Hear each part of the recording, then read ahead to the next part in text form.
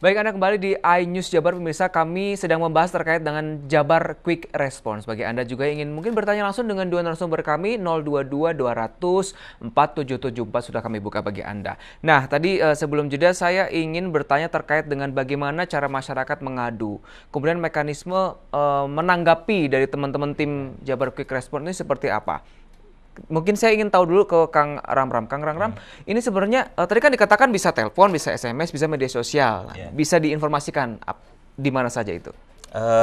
Untuk yang telepon sebetulnya sudah kami sampaikan ke masyarakat bahwa ada kanal yang bisa digunakan oleh masyarakat yang ingin mengadukan laporan. Itu bisa melalui Twitter, bisa melalui Facebook.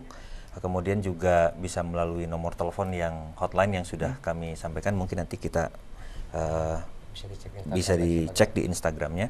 Tapi intinya begini bahwa kanal itu kita buka seluas-luasnya supaya masyarakat punya akses untuk melapor. Begitu. Nah kemudian laporan ini juga harus sebaiknya juga dibantu oleh masyarakat yang lain. Karena seringkali masyarakat yang membutuhkan bantuan ini yang tidak punya akses terhadap gadget. Nah ini yang kita yang mengajak warga yang lain juga untuk ikut peduli. Jadi bukan hanya masyarakat itu sendiri yang sedang ibarat kata merasakan kesusahan, tapi lingkungan sekitar baik itu tetangga misalkan gitu ya, itu sangat diperbolehkan untuk mengadu. Betul. Gitu ya. Ini saya punya referensi, saya sambil konfirmasi betul atau tidak gitu ya untuk jalur hotline atau nomor teleponnya di 08111 35 777 kali. Betul ya? Betul. Oke. Kemudian jika untuk nomor SMS itu di 1708 dengan awalan lapor. Jadi kita lapor baru apa aduannya, betul ya? Betul. Dan untuk akun Instagramnya di @jabarquickrespons biasa gitu ya, disambung, betul ya? Betul. Kemudian untuk Twitternya ada di @jabarqr atau jabarqr, betul ya? Dan untuk akun Facebooknya ada di Jabar Quick Response, sama juga, betul. Betul. Jadi inilah media yang bisa digunakan bagi masyarakat untuk mengadukan, begitu ya? Betul. Nah, berbicara aduan, sudah berapa total aduan yang masuk dari awal saat itu ya, peluncuran hingga mungkin hari ini? Berapa? Sambil aduan itu gini, prinsipnya kan negara hadir dan menjadikan masyarakat pun menjadi pelaku utama, agen-agen perubahan sosial di bawahnya. Nah, dari awal launching tanggal 18 September sampai sekarang November nih, di September saja 18 sampai dengan tanggal 30 itu ada sekitar 8.000 lebih aduan. Di periode September ada 14.000 lebih aduan. Jadi total 22.000 lebih lah. Nah itu pun campur juga, maksudnya. Bukannya benar-benar fokus harus langsung ditangani gitu ya? Iya, gitu. Maksudnya ada yang curhat minta jodoh, ada yang curhat pengen bercerai dan lain sebagainya. Ya itu dari 22.000 aduan itu kita kan punya tim verifikasi. Jadi selain tim lapangan kita punya tim verifikasi data. Artinya di klaster mana masalah-masalahnya dari mulai IKTP, infrastruktur, kesehatan dan lain sebagainya. Nah itu bakal ada muncul skala prioritas. Nah contoh misalkan kasus Abah Acin, ya itu kan orang tua, kakek-kakek 95 tahun. Ini Abah Acin ini kasus pertama kan? Kasus pertama itu ya. Kasus pertama itu kan 95 tahun, sebatang kara, tidak punya keluarga dan ya sakitnya sudah bertahun-tahun. Nah, itu pun bukan Abah Acinnya karena beliau tidak mempunyai gadget. Ada masyarakat yang proaktif pada akhirnya. Entah itu anak muda, tetangga dan sebagainya lah. Seperti itu. Jadi total aduan lah 22.000 lebih lah. Oke, jadi hampir 2 bulan itu. 22.000. Tapi itu bukan semuanya yang memang harus ditanganin gitu ya. Tapi ini Kang Ramram, 24 jam kah mereka bisa mengadu masyarakat? Ya, 24 jam. Walaupun mungkin kalau di jam 2 jam 3 mungkin tidak kita respons langsung ya, karena kita juga punya jam kerja nih anak-anak relawan ini. Nah tapi intinya begini bahwa masyarakat itu bisa mengadu ke Jabar Quick Response, yang ditindaklanjuti, yang menjadi prioritas adalah yang sosial kedaruratan.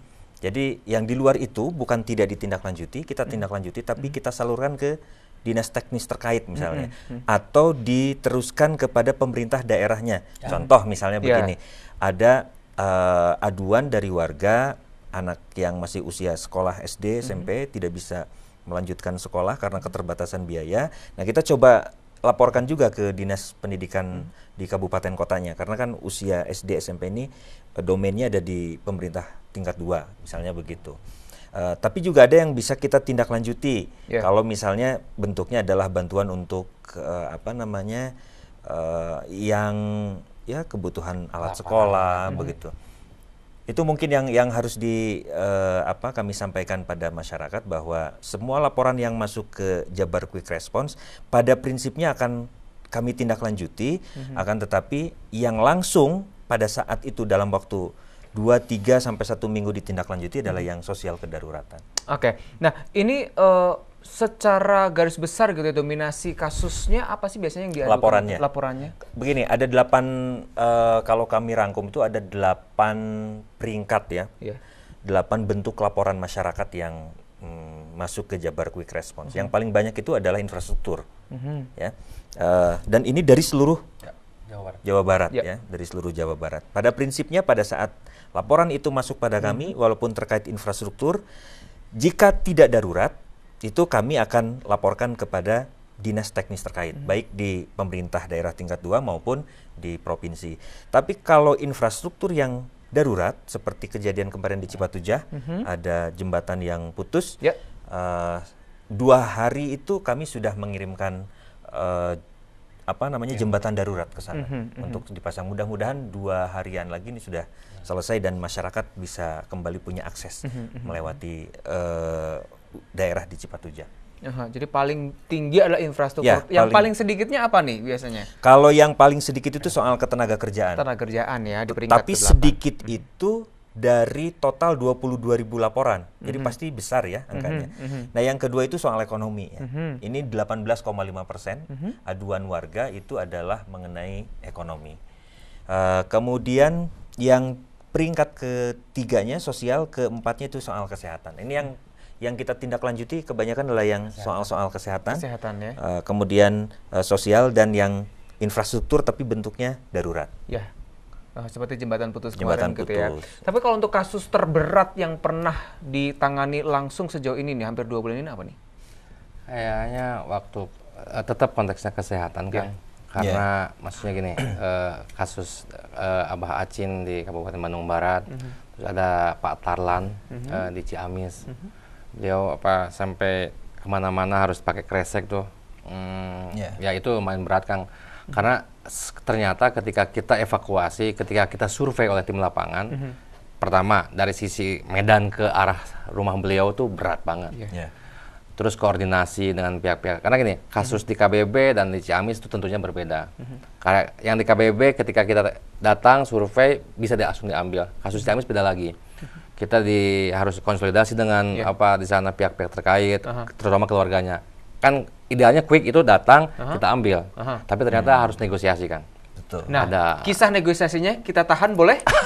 Kita harus kembali terlebih dahulu, dan bisa kami juga undang Anda juga mungkin pernah mengadu gitu ya, atau juga pernah mengadu dan langsung sudah pernah ditindaklanjuti. Bagaimana tanggapan Anda? Boleh di 022 200 4774. Kami kembali usai jeda.